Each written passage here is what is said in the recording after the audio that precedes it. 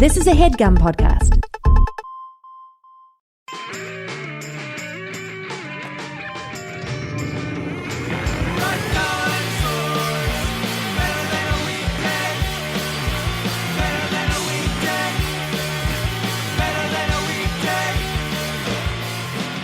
Hey everybody, welcome to the Jeff Rubin Show. I'm Jeff Rubin, and I'm very excited because this is a pizza episode, and we're talking about pizza with Julia Collins of Zume Pizza. Julia, welcome to the show. Hey Jeff, how you doing? I'm great. Probably first thing people got to know about Zume, if they're trying to Google it, just already they're intrigued. Got to know it's spelled Z-U-M-E Pizza. That's right. There's no umlaut over the U, but it is pronounced Zume. Okay, so Zume Pizza. What would you say makes Zume Pizza different from other pizzerias? The most important thing that Zume does that's totally different than anything anyone else is doing in the world is that we actually have a patented technology that allows us to cook pizza while we're delivering it to the customer. So that means that the pizza, when it arrives at your house, is coming straight out of the oven. There's no dwell time. There's no opportunity for the pizza to get soggy or cold or hang out in a cardboard box. Not that we use cardboard boxes, but that's the single most important piece of innovation at Zume. Baking on the way. So the ovens are in the car, baking on the way, but that's not it. There's actually there's a little more if you keep going up the food chain, right? That's not the only innovation. Yeah, exactly. You know, when my partner Alex and I got together, we realized that we were both huge nerds. And the nice thing about being a nerd is that you feel like you have the power to rewrite all the rules. So we just decided to do that beginning to end. So another pretty cool thing that we do is that our chefs are assisted by pizza robots. So essentially some of the more repetitive, unsafe, or mundane tasks that are involved in pizza preparation, like sticking your hand in and out of an 800-degree oven 1,000 times a day. Those steps are automated with these highly flexible production-grade robots that we have installed in our commissary facility. I'm pretty sure Pizza Robots was a cartoon I used to watch in the 80s, but now it's a real thing. We're living it. It's a reality. What is your background, and how did you get into this? Is it food? Is it tech? Well, I was probably watching the Pizza Robots cartoon with you right after the Snorks. But my background is really in math and science as a kid. I was a big sort of science geek in high school. I went off to Harvard to study biomedical engineering. But in my heart and soul, I always really wanted to be in the food business. It's just that, you know, I come from a pretty traditional African-American family. It's a very achievement-oriented family. And so when I told my grandmother that I wanted to be in the food business, I think her reaction is that she broke down in tears and ran out of the room. So it took a little while, I think, for me to really realize that, you know, when you grow up and you kind of have to figure out your life, you really have to do what's in your heart. You can't live for what your family's expectations are. So, you know, I went to business school actually in 2009 to figure out how to make a career in food. I didn't want to just sort of work at a restaurant. I wanted to own the restaurant. I didn't want to just own the restaurant. I wanted to own several of them. I didn't want them to just be restaurants. I wanted them to be these like centers of innovation where people had the best dining experiences of their lives. So I definitely have the technical background, but the food is really what's in my heart and my soul. Why would anyone, and I say this with all due respect, want to open a restaurant? It seems miserable. Like, I mean, I love restaurants, and I love that you opened ones. I'm very appreciative. But it's just something I can't imagine doing myself. Well, why is it? Like, what do you think it is about the food service industry that attracted you? I mean, opening a restaurant really is an act of love. It's something you do because you feel this burning desire to bring something into the world that hasn't existed. You have to be, you know, half crazy to do it. And it is literally the hardest way to make a buck, I think, that exists. But it's an act of love. You know, when I was in New York, I worked on a super cool project called Minton's, which was a jazz club. So imagine this jazz club in Harlem, you know, that opened in the 1940s, and it's the birthplace of bebop. I mean, Dizzy and Ella and Duke and Mingus, everybody played there. And then it goes vacant and dark for like 40 years. Well, if, a wealthy man came up to you and said, Jeff, we've got the opportunity to revive and open this jazz club together, and we're going to serve this amazing food there. Wouldn't you want to do it? I mean, doesn't that sound awesome? That does sound appealing. So in a situation like that, what do you actually do? Is it setting the menu? Is it buying decorations and kind of setting the tone, the decor? Or like decorations. Decorations is where it starts, right? Just to reveal how little I know about the food service industry, decorations was number 2 on my list. I was like, well, you got to have food, and then I guess, some tinsel. Yeah, there's going to be some party favors. But, there's an establishing of the...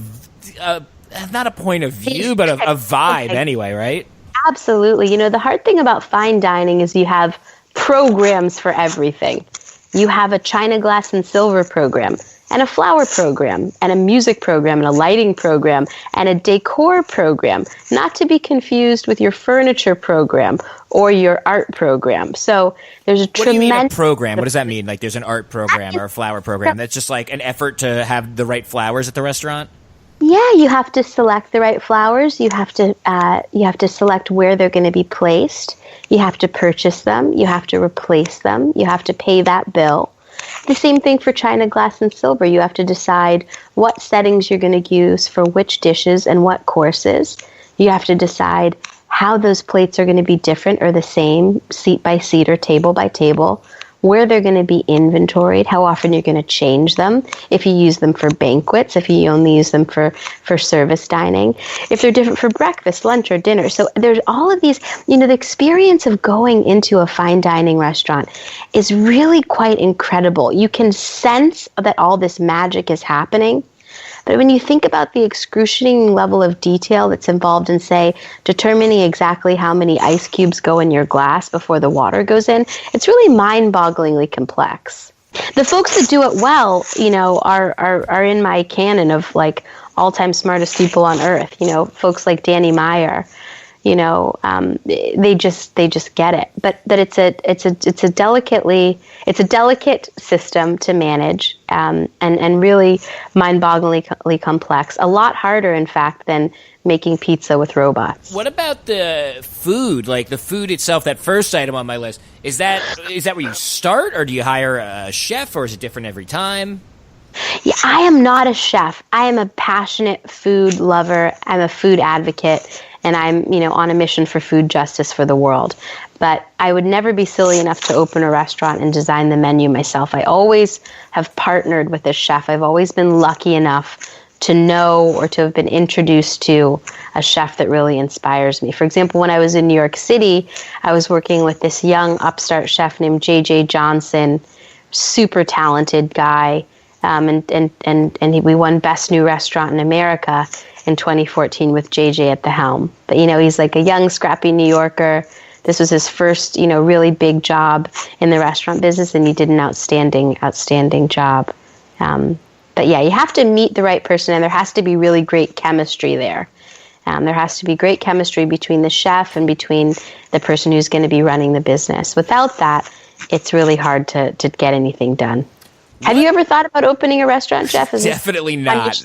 I'm so far from opening a restaurant. I've thought of eating at a restaurant. I'm thinking about what I'm going to eat later, but I've never considered opening a restaurant. It just seems, like you said earlier, it seems the hardest way to make a buck. I think that seems right. Yeah, it's true. When you're in New York City, it's a little bit easier because there's so many people that are in New York that love restaurants that are willing to make small investments in them. You've got... Right. You can add that to the short list of things that are easier when you live in New York. Maybe that is like one of 3. Subway travel. But it's just getting the investments is easier, so the whole thing is easier. Well, the competition is really fierce in New York. That's for sure. And things like getting Con Ed to turn on the gas for the restaurant are, strangely complex. Hiring is difficult. Weather sucks, pardon my language, but, having your restaurant shut down. Yeah. You're having to trek through a blizzard just to get the restaurant open. That's really difficult. So there are some benefits to being out here in sunny Silicon Valley, I'll say. I think New Yorkers, or maybe I'm biased here because I'm a terrible cook, but as far as I can tell, I think New Yorkers also love eating food and takeout, like, New Yorkers have to be eating out more than anyone else in the country, right? It's possible, but can I just stop you for a second? Because Yeah. I never understand when people say this. You say that you're a terrible cook. What does that really mean? Does that mean you can't make a turkey sandwich, or what are we talking about? Okay, well, you're turning this around on me, unorthodox, but I'll allow it. I think that for me, it's not like, I mean, yeah, I'm pretty good at following instructions, so I think if you set me up with something, I could probably do it, but I have very little knowledge about how to prepare anything. I basically, I don't have like a go-to dinner I cook to impress people, so I don't have a lot of history, a lot of practice cooking, and then on top of that, I hate doing it. I find it boring and difficult, so like I'm not practicing. I'm not like I'm not improving at it as time goes on. So like, I mean, yeah, I guess like anything, if I set my mind to it, I could probably do it, but it's just something that I've historically not done a lot of, I don't know a lot about, and I'm not especially I'm not demonstrating a lot of interest in improving myself. You are delightfully and refreshingly candid. Let's go. This is great.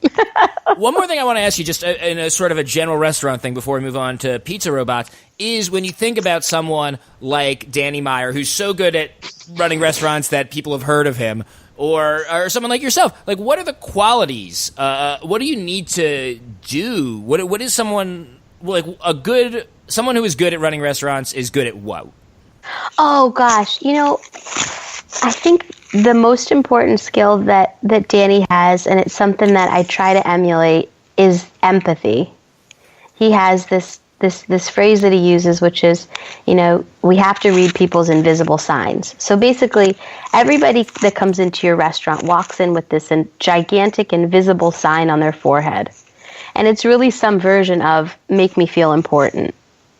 And if you can figure out how to read that sign and give the person what they need, then you're going to do a great job. And that's really just about empathy. It's about this very human ability to put yourself in someone else's shoes and intuit what they need and what they want in order to feel happy. The second thing is just good old-fashioned work ethic. You're going to wake up and you're going to start working from the moment that you open your eyes. And you're going to work on holidays and weekends and late nights, and you have to enjoy that. I get a lot of energy from working. I think if you ask my friends, you'll never hear me complain about working or working too much. I get a great thrill from it. When you're in the business of serving people during their most special moments in life, which often happen, on the weekends and during the evening time, you have to just get used to rocking like that. I think it's pretty clear, listening to you, that you have a respect for this art form and clearly a passion for it. And you've had some great experience in New York, opening up successful restaurants. When did you, decide to go out to California? Because I don't think we actually mentioned this, but Zume Pizza is located in Mountain View, kind of the heart of Silicon Valley over there by San Francisco. And when did pizza robots come up? Two totally distinct things, actually, in a way. So I'm from San Francisco. I'm born and raised here. My grandparents moved here. My dad was raised here, so I'm a total San Francisco girl. It just turns out that I fell in love with New York. My dad brought me on a business trip there when I was a little kid, and I came back and I wanted to have a New York accent, and I wanted to move there. So, at the first chance that I had, I did. I moved after college, and then I stayed for like 14 years. The reason why I came back to California was kind of threefold. One, I missed my family, and my parents are getting older. My dad just turned 69 years old. Two, I met this incredible man named Alex Garden, who's my business partner, and he wanted to start the business here and had some traction.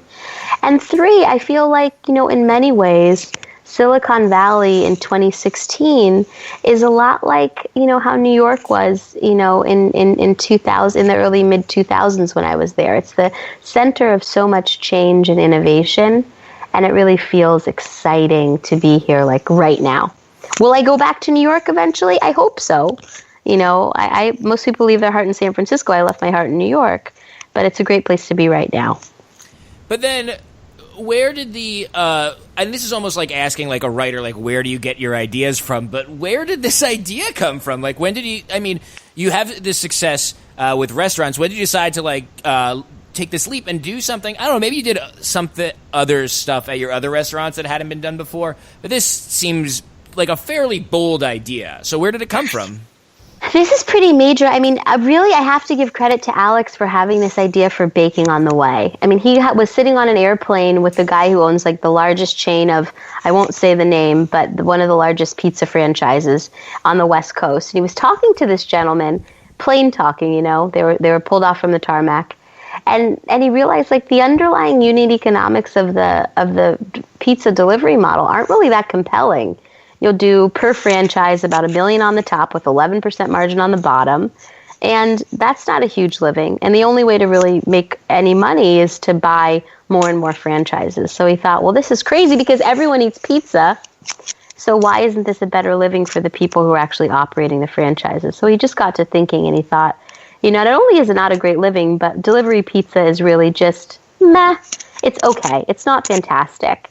It's not like the wonderful Neapolitan pizza that, you know, you ate when you were living in the south of Italy in Naples, or the great pizza that maybe you had at your friend's brick oven, or, you know, at a place like Roberta's. So he realized that the thing that you had to do was actually get better pizza to the customer and faster, and then reduce the operating costs for the franchisee. So he saw just the oldest trick in the book. He saw a problem and got to inventing a solution.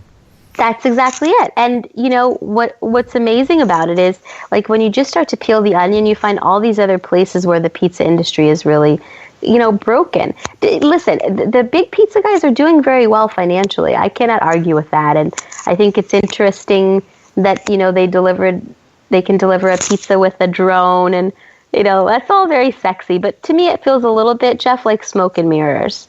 What matters to me when I order pizza is that it tastes good. And that it's good for me, that I don't feel terrible after I'm eating it, that it gets there quickly.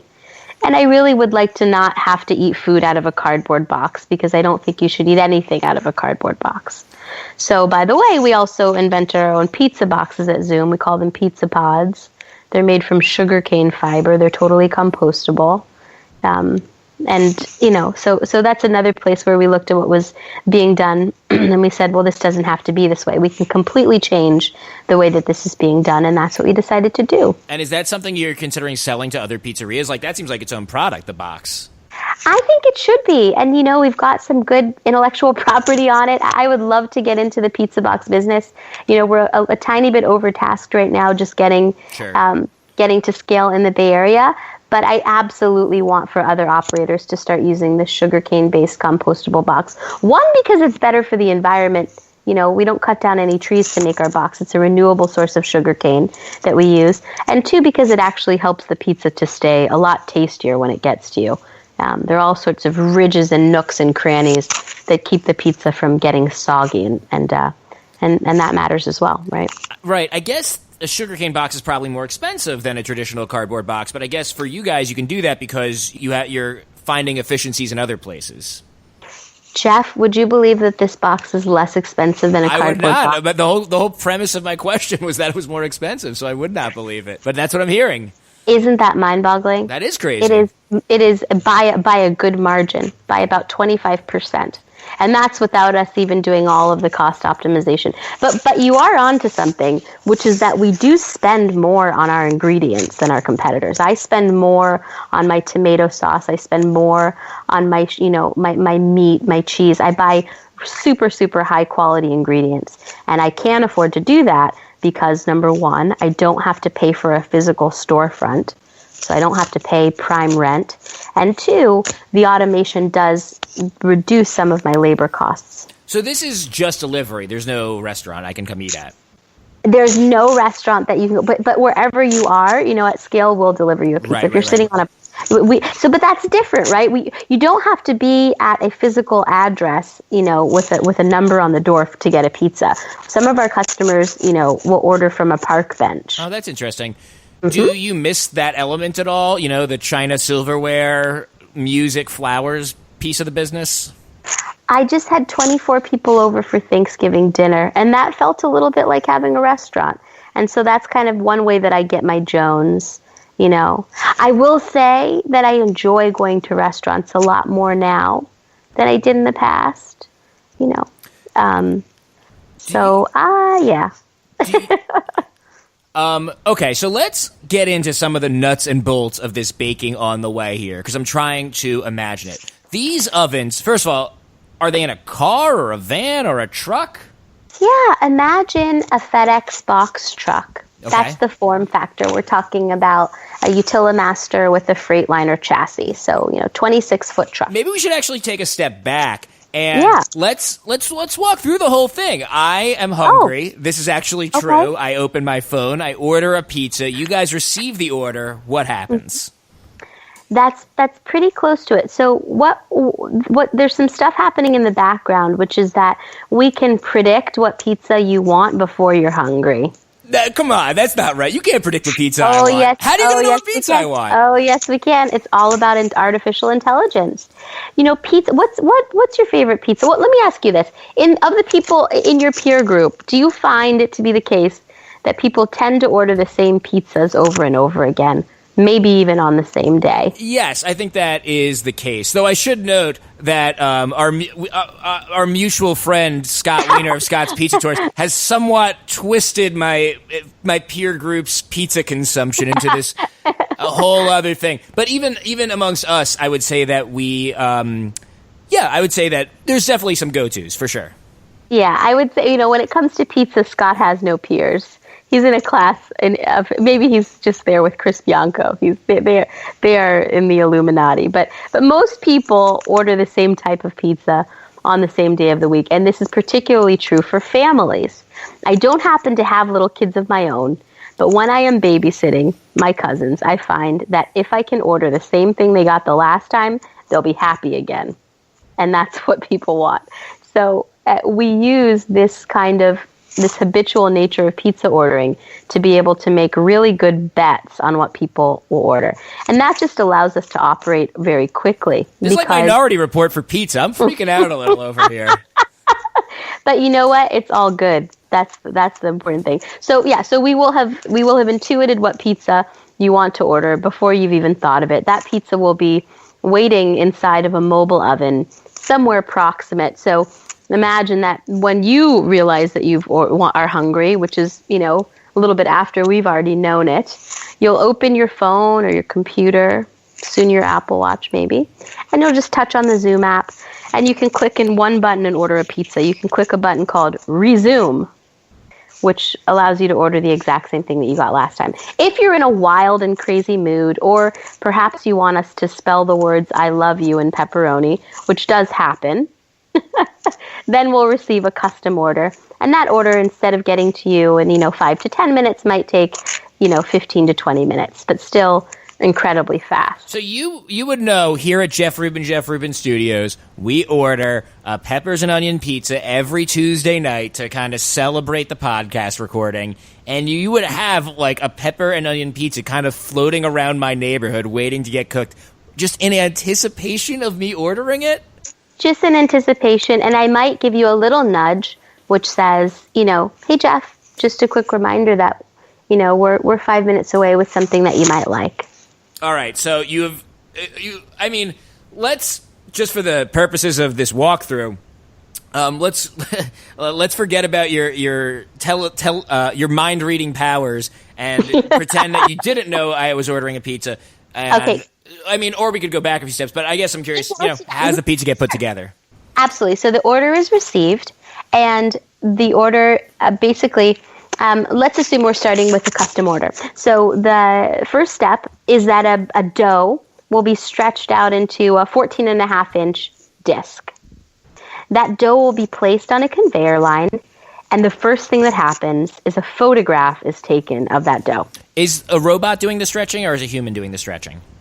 Right now, it's a human, but next week it will be a robot, and that human is going to be doing quality control. So you've only recently cracked the dough stretching piece, automating the dough stretching piece of things. Yeah, that's right. The tricky thing about the dough stretching piece was something that we call snapback. So I'll stretch the dough out, and then our dough ages for 48 hours, but it still has some good tension and elasticity in it. And so we needed to find the right stretching tool that would allow the dough to stretch out without shrinking back too far. Anyway, we nailed it. So I'm excited for that. What was the trick? Using the right amount of pneumatic power. We just needed a little more muscle. Who are the mad scientists you have building and perfecting these pizza robots? The maddest of all mad scientists is a guy named Josh Goldberg. He's my best friend in pizza at the moment. He's our chief architect. And then he's got a team of 6 engineers that work around the clock on everything from robotic integration, software development, to mechanical engineering, building our mobile ovens. And that's the core team. That's so interesting. It's very different. I feel like most restaurants don't have teams of engineers.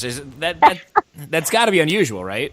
Yeah, I mean, if you walk into Zume Pizza, you're going to see a whole team of engineers probably wearing hooded sweatshirts, right, with earphones at standing desks.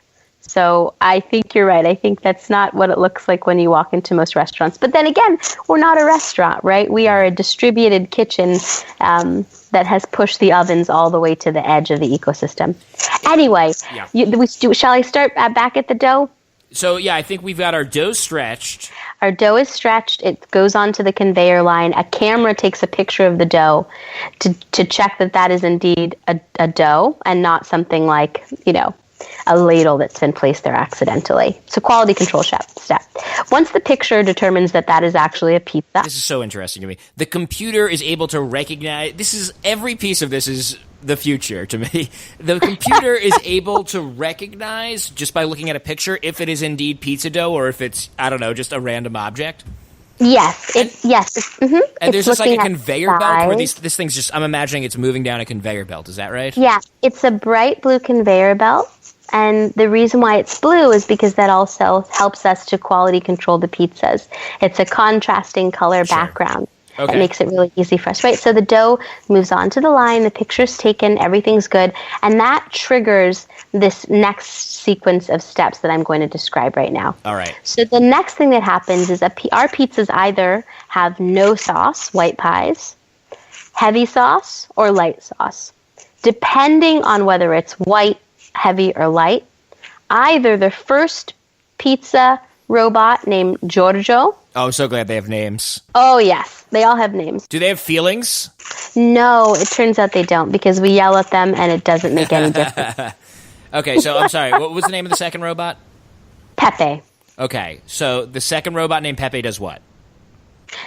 Giorgio and Pepe are twin robots that are both in charge of dispensing pizza sauce. Our pizza sauce is a rustic crush, and so we can't just use one of those Pizza-matic style nozzle dispensers. Our pizza sauce has body and texture.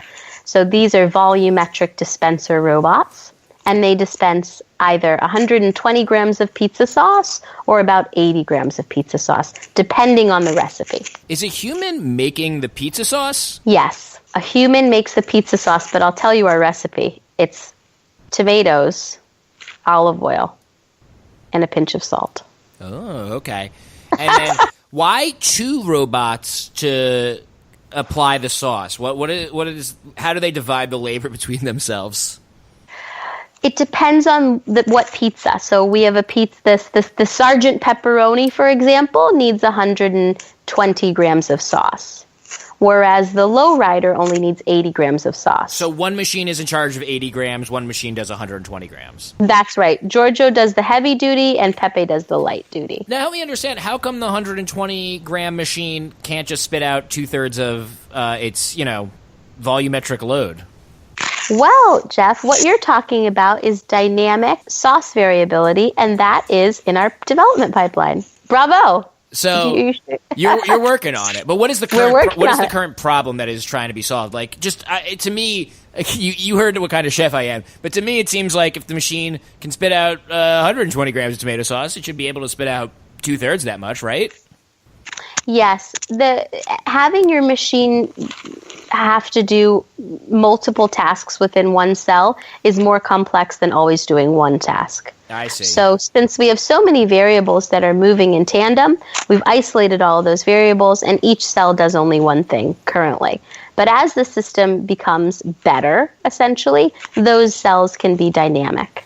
Did you and the engineers study any particular pizza chefs? I mean, is there a pizza chef on staff who is sort of working with the engineers to kind of troubleshoot dough stretching and figure out why it's not working and how it should be working and trying to get it, is there someone specific, I guess, that the computers are that the robots are trying to replicate?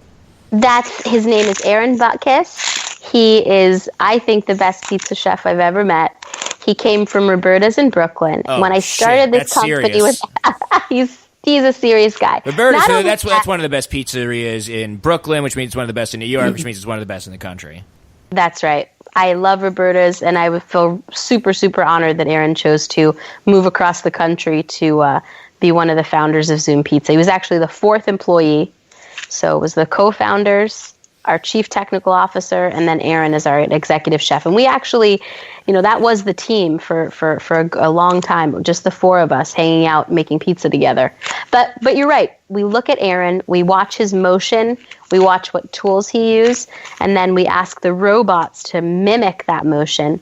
We fit the robots with what are called EAOTs, or end-of-arm tools, that match the tools that Aaron would use. So the robot has arms and hands and tools, just like the chef has arms and hands and tools.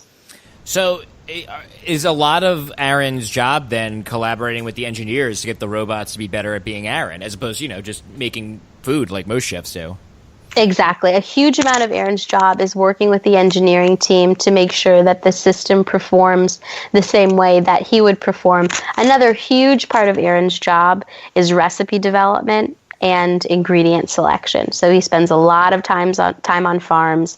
He spends a lot of time with cheesemakers. He spends a lot of time jamming and developing recipes. But it's kind of nice because for a guy like Aaron that's been making pizza for 20 years, standing up in front of an 800-degree oven, breathing flour, this is, a much gentler, physically, it's intellectually more rigorous, but physically it's a lot easier for him to do this than what he was doing in the past.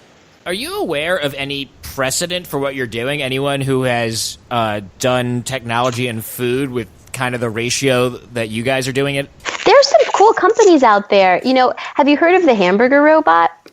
No, please tell me everything I need to know about the Hamburger Robot. So there's a company in San Francisco, Mountain View, San Francisco, with Silicon Valley engineers called Momentum Machines, and they're working on a hamburger robot, which is fascinating and frankly more complex than pizza.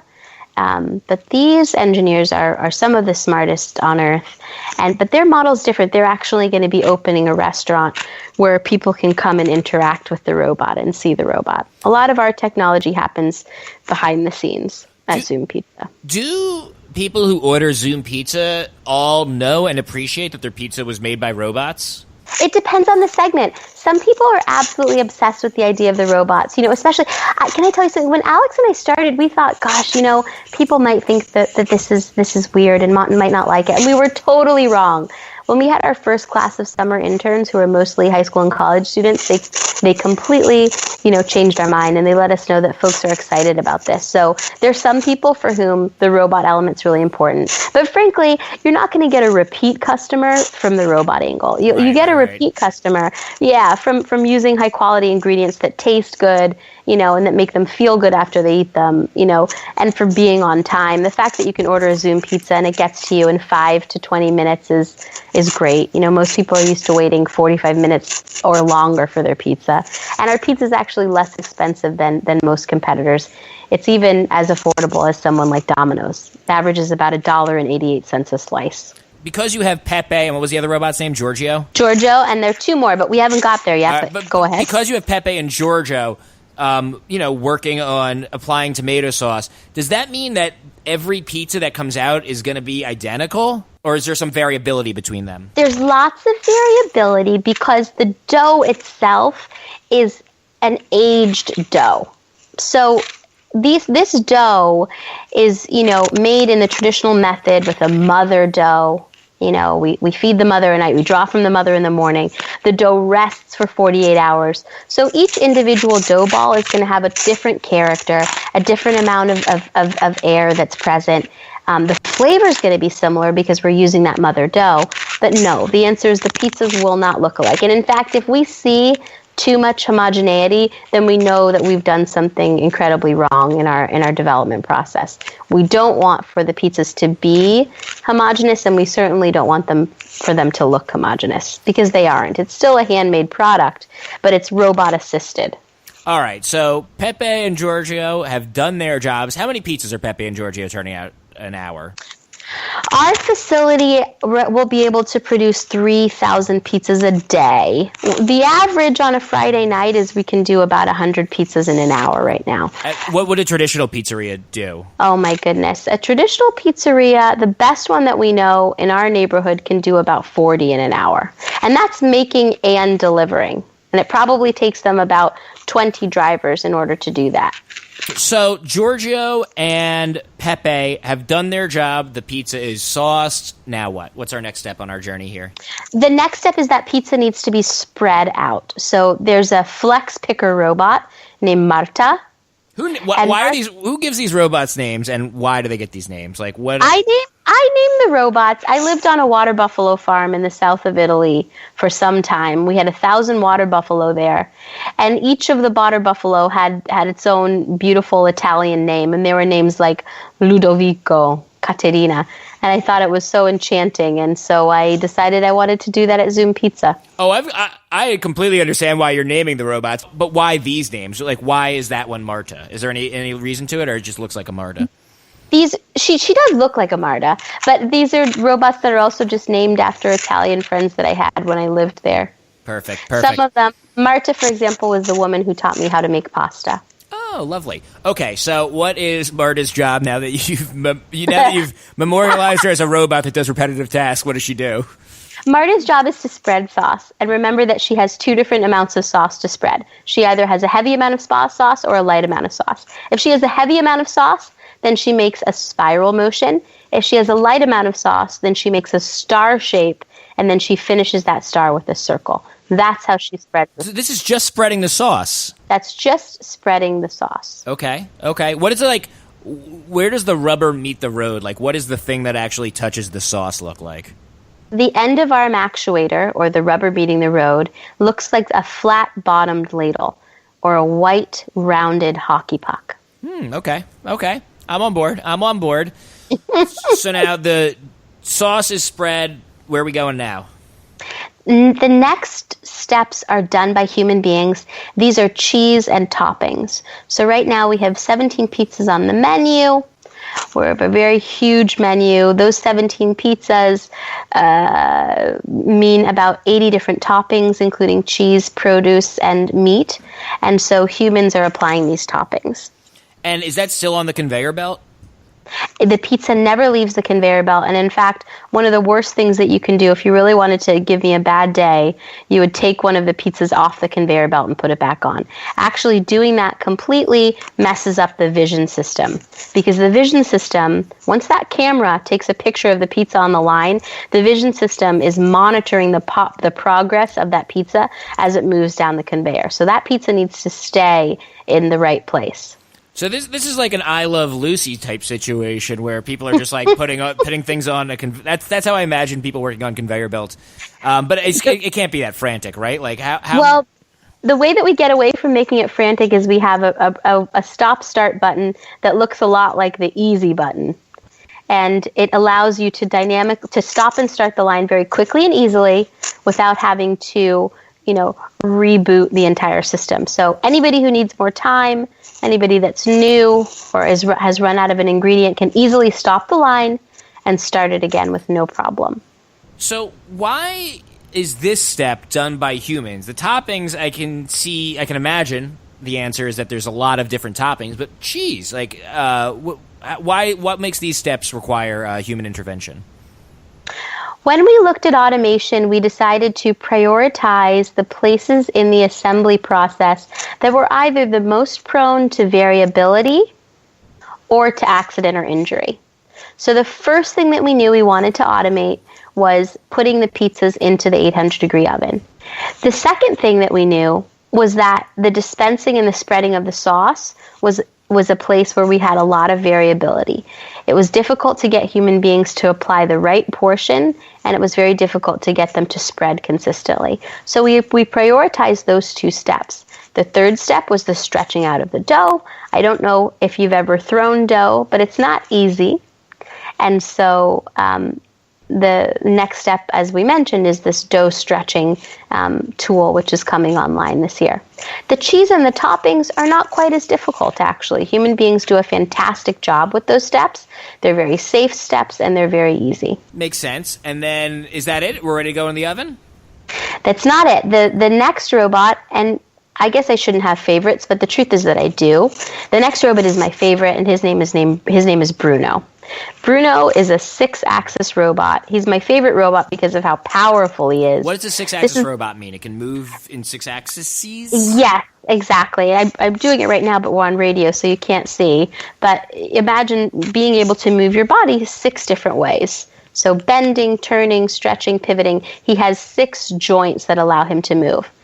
And what he does, this robot, Bruno, is he takes the pizza off of the conveyor line and he puts it into the 800-degree stone oven, which is a double-decker oven, top and bottom.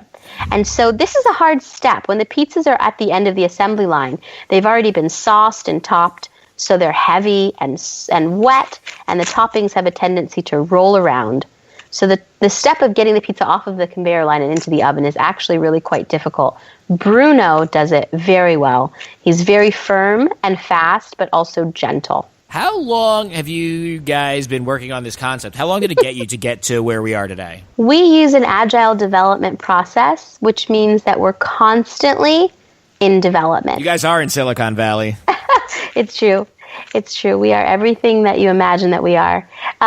But, you know, the process that I described to you just now, that pizza assembly process, that really took us just about 2 months to design and the balance of 4 months to fabricate and install. So we had a test version of that assembly line in January of this year. And what took a little bit longer, obviously, was getting into market and to make sure that everything that we did in the testing phase actually worked in production, and of course that people liked it and that it was easy for them to place orders. Now, the scooping it into the oven, how do you solve that problem of like topping shakiness? I guess the thing's just steady. It's a robot. He's very steady. The end of arm tool for this robot is a little conveyor belt, and so the pizza just rolls onto that conveyor belt very gently. Oh, so it's like a little extra length of conveyor belt at the end of the real conveyor belt. Exactly. Pizza doesn't even know what's going on. It's like, hey, exactly. it starts to move. It's like, hey, I didn't get off the conveyor belt. What's going on here? It starts to panic. What's going on here? Yeah, and then tossed into the 800-degree stone oven. Well, when the photo eye determines that the pizza has arrived directly on the center of that conveyor belt, the conveyor belt stops. Then the robot pivots, and then the conveyor rolls in the opposite direction, scooching the pizza off of the belt and into the oven. But then. And I guess this is probably the next step. How do you get it out of the oven? There's another robot named Vincenzo that's coming online that it's exactly like Bruno, but in reverse. Is there a conveyor belt in the oven, too? How does it get from the oven onto the new conveyor belt? Yes, there is a conveyor belt in the oven. And it's important to know, so we par bake the pizzas in that first oven, and then the pizzas go into their individual mobile oven where they go out for delivery. Oh, yeah, I forgot all about that. We got another oven in the car, so this is just a pre-bake of sorts. This is a pre-bake, which is really important because that's how the pizzas can be, you know, food safe and how they can survive travel. So they get that first initial bake, so everything gets set, and then out they go for delivery. Okay, now we're getting into where we're almost at the present where I ordered the pizza. Keep in mind we're still in the past. You're still anticipating my desires. So now the pizza has been taken out of the oven. How does it get into the next oven inside the truck? Vincenzo, the robot that I'm describing now, takes the pizza out of the par bake oven and swivels and puts it into one of 128 mobile ovens that are placed in a U shape around that par bake oven. So he's doing the mirror of what Bruno's doing. But rather than taking pizza off the line and putting it into the oven, he's taking it off of the oven and putting it into a mobile oven. And are those mobile ovens already on the truck, or do they need to be then moved onto the truck? they need to be moved onto the truck. The mobile ovens are arranged in racks that look a lot like server racks for in a technology setting. So 56 individual mobile ovens can fit onto one rack. The rack has omnidirectional wheels. Once a rack is loaded, it gets rolled out to a lift, and then the lift puts it onto the back of the truck, where it gets locked into place, and then that truck is ready to go out. We actually like to get 28 ovens per rack, 2 racks per truck, so 56 ovens per truck. Sorry about that math, but the point is that 56 individual mobile ovens can fit on one truck, and each mobile oven has one pizza inside. Okay, so now you've got a truck full of 56 pre-baked pizzas, each in its own oven, waiting to be adopted into a new home. Is the driver human? The driver is a human. Yes, the driver is a human. We sometimes get asked about driverless cars, and obviously, being in Google's backyard, we watch that project pretty closely. But our drivers are humans. The cool thing about their job, though, Jeff, is that they don't have to worry about when to turn the oven on, when to turn the oven off. All they have to worry about is driving safely. They don't even have to worry about what pizza to take in what order. All of that routing is done by our computer system. So the driver's more efficient too, because if I'm driving for one of the big chains, I go out with, I don't know, maybe 10 pizzas. I've never delivered pizza. We have to get Scott on the phone. But, I go with maybe 10 pizzas at once, and then I deliver them in a specific order, and then 10's a lot too. It's probably not even that many. Then I got to go back and reload, whereas your guy's got 56 before he has to come home. Right, exactly. And then imagine, I don't know if you're a science fiction, person, but How did you guess? So you've read Snow Crash, right? Oh, yeah. When I was in middle school or something, I loved it. I loved Snow Crash, yeah. So think about the first chapter from Snow Crash, when the driver's out panicked because that pizza that's in his car is going to soon cross the threshold, after which he'll be killed for getting the pizza to that person late. So just imagine the stress of being a normal pizza delivery driver. You've got 3 bags of pizza going to 3 different houses. Maybe the first customer is mildly happy because he got there in half an hour. The second customer is just okay. He got there maybe 10 minutes later. But the third customer that you're trying to deliver to is probably livid by this point, because you're going to be, it's going to take you at least an hour to get there. So you're not making everyone happy. And then imagine this. You have to get tipped by every single person. At Zume, there are no tips. All of our drivers make super high wage. They have free health, vision, and dental insurance. They're shareholders in the company, so there's no tipping involved. So our drivers don't even have to worry about haggling for tips. They just have to worry about driving safely and giving really good customer service. But now let me tell you my main concern with this whole operation. I'm picturing your truck, and it makes a left turn, and all the pizzas are in their oven getting sloshed around, toppings everywhere. How do you maintain level pizzas with 56 level pizzas within 56 ovens? Well, at Zume, we have one size of pizza. We have a 14-inch pizza, which means that all of our equipment is optimized for that form factor. So the profile of the oven is actually incredibly small. They're very small ovens with very little room in the cavity for any jostling to happen. What I will say, though, is when we move into places like San Francisco, for example, where the hills are very steep, that we will have to gimbal mount the ovens so that the ovens will always be, planar to the direction that the vehicle's on. So is that like a steady cam type setup where like the pizza's always going to be level no matter what? Yeah, exactly. It's a gimbal mount. So we already have that engineering worked out to solve that problem. It is so fun to ask you just to bring up little issues, because you guys, it's obviously been so thoroughly considered from all angles. Is there any piece of the process we didn't cover here? I guess, wait, hold on. I didn't get my pizza yet. So now I've placed the order. The guy is out with the pizza. We're finally caught back up to the present. I've ordered the pizza, and then it's in my neighborhood because you guys knew I was going to be doing that. And then what? How does the driver take it out of the oven? What happens? Do I interact with the driver at all? You do interact with the driver. So you order your pizza, and the ovens containing your pizza get an alert that they have work to do. And so when we determine that we're 4 minutes away from your house, based on GPS and real-time drive information, so traffic data, the ovens containing your pizzas turn on, and then they complete the cooking cycle and turn off. The driver pulls up to your location, goes into the cab, and he'll see if you order 2 pizzas, he'll see 2 glowing red lights. He'll push those buttons. The pizzas will be ejected onto the base of that special sugarcane pizza pad that I described to you. And then he'll go over to another robot named Leonardo. Leonardo is a self-cleaning pneumatic pizza cutter. I can't believe this is the first robot who shares a name with a Ninja Turtle that we're coming across here. They're all Italian. You go with Italian names, so it should be easy. Well, there's so many wonderful Italian names. But anyway, Leonardo cuts the pizza into 8 perfectly even slices.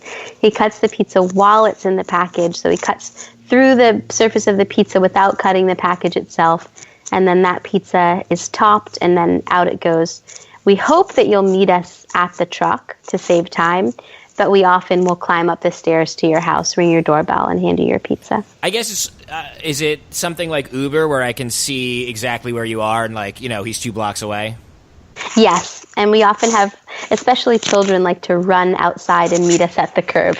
But you can track the progress of your pizza on your app from the second you order it. As we're driving, you can see us driving up, and then obviously you'll get a note that we've arrived and that we're outside. And now I finally have my peppers and onion pizza. I'm enjoying a delicious pizza.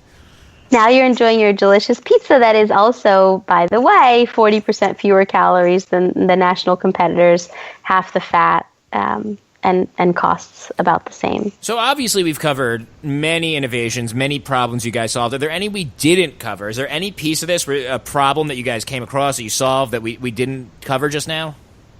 One of the things that has always annoyed me about, let's call it big pizza, is that it seems like they kind of make their pizza recipes in a boardroom.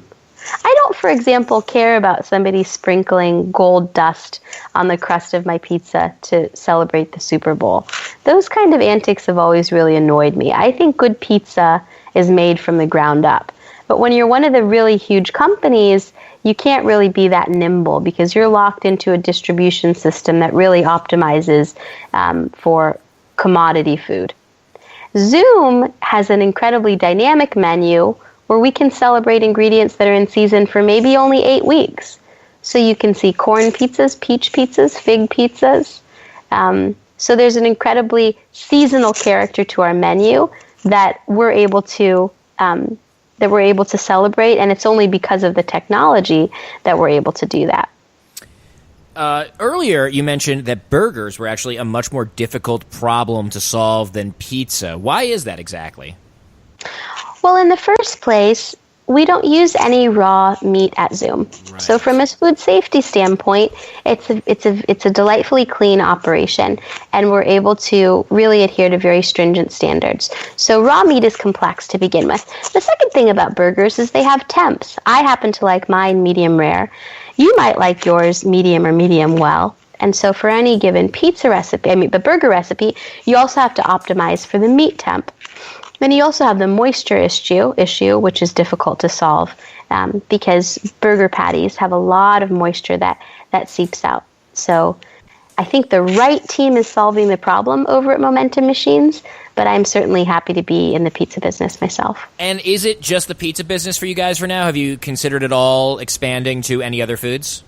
Jeff, the patent that we have for cooking en route actually covers cooking any food en route, not just pizza. So the possibilities are endless. Right now, we're hyper-focused on delivering the best 14-inch pizza in Mountain View, California. But we really would love to keep going with this idea that everyone in the world has the right to really high-quality food at a fair price, and that should be any food, not just pizza. Did you guys have any trouble with the FDA or any sort of government regulations where they were like, when you explained that you wanted to cook pizzas in a moving truck, did that Did anyone balk at that, or is that do you need a special sign off for that? Sure. Oh, yeah. We needed lots of special sign-offs at the federal, the state, and the local level. It took a tremendous amount of conversation and information sharing to be able to get the right folks to understand what we were doing. But I will say that these are the same people that are our customers now. So they have totally sort of understood the benefit of what we're doing. It turns out that we're operating in a way that's a lot safer for human beings, both the people working and for our customers. But of course, anytime you're the first person doing something, you're going to raise some eyebrows. So you guys are currently in Mountain View. You already mentioned San Francisco. Obviously, if you're building something like this, it seems like one of the best parts is that now you'll know how to build it, and you can build it in other cities as time goes on, right? That's right. We're so excited about scaling. We're going to do our Bay Area expansion. That's the word. Yeah, you're totally in Silicon Valley. We're scaling. That's right. I'd love to get back to New York City, obviously on a personal basis, but everybody in America eats pizza. Everybody in the world eats pizza. And you're absolutely right. Once we nail the model in one place, the idea is that we can replicate it, from market to market. But we always want to keep that regional flair. So when we get to New York, we may do a pizza that we don't do in San Francisco because each place in the world has something special about it. We really want to highlight that. Well, how can people who live in Mountain View and want to eat your pizza now, but also people who are just interested in this and want to follow you, how can people, and find out when it comes to their city, how can people find you and Zume Pizza online? I would say, please go to our website, ZumePizza.com. Z-U-M-E, folks. If you're an Android or an iPhone user, go ahead and download the app. Even if we're not in your market right now, you can get a sense of what we're doing and what our menu looks like and get excited. And then we also have a pretty awesome social media profile, so don't be afraid to follow us on the gram at ZumePizza.com. Well, Julia, I love what you guys are doing. I love all the innovation and all the problems you guys are solving, and just I don't know, it's something new in pizza, which is always very very interesting and fun to hear about. So thanks so much for coming and telling us all about it. Thank you so much, Jeff. It was really fun talking to you. I enjoyed it.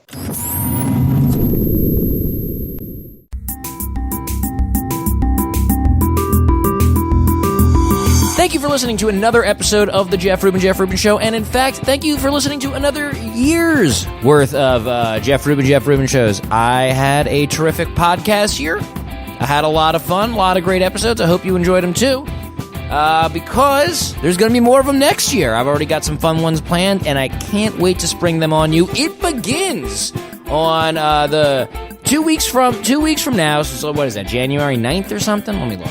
It begins January 3rd, I meant to say, with the return of the mystery episode. That's right, the mystery episode is back, and you will not know what lies within until January 3rd when you get it in your podcast app and start listening. It is a fun one, and I think you'll enjoy. But for now, I'm just going to say, have a great new year. Stay safe, everyone out there, and I'll see you for another year of Jeff Rubin shows in 2 weeks.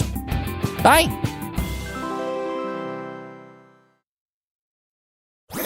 That was a HeadGum podcast.